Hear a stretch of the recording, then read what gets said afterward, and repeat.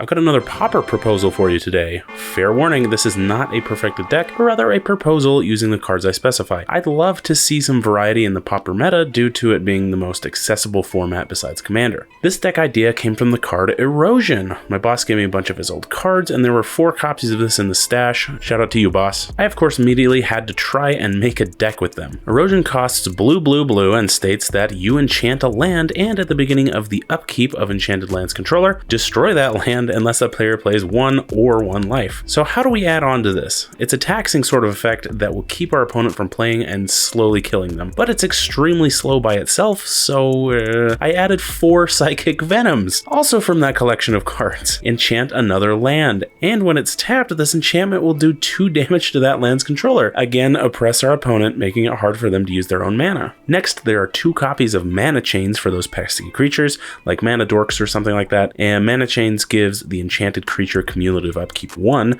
making it hard to keep that creature in play for long. Only 1 mana the first turn, and then 2, then 3, then 4. I don't know about you, but I wouldn't want to pay that much mana to keep my creatures alive. Now, passing the taxes section, I headed over to the card advantage section. 3 copies of Betrayal make it so that whenever a creature or opponent control attacks, we'll draw a card. Again, Mana Dorks or attackers automatically draws us a card, another thing that keeps our life from taking hits. Since this is shaping up to be an enchantment deck, may as well add 4 copies of Omen of the Sea. ETB scry 2, then draw a card at instant speed. Then we can sacrifice it later to scry 2 more. I personally like this one, and I wanted to get some use out of it. The Modern Age grants us some looting effects as well as a flying creature when it transforms that also counts as an enchantment. 4 copies of this help the deck move forward, as well as granting those flyers on later turns. Moving on to the creatures of the deck.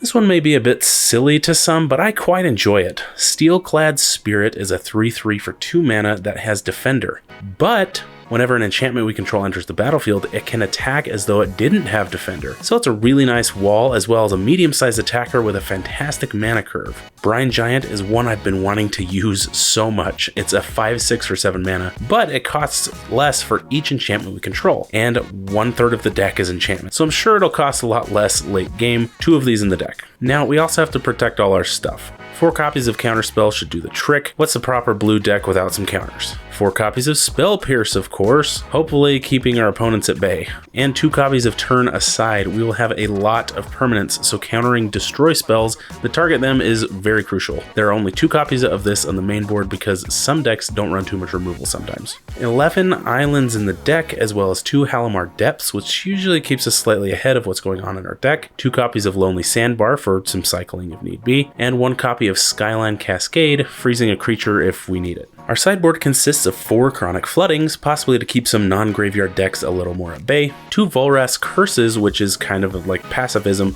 but the creature's controller can sacrifice a permanent to ignore the effect, so it's probably going to help a little bit if they don't want to lose permanents, and it also returns to our hand whenever we want.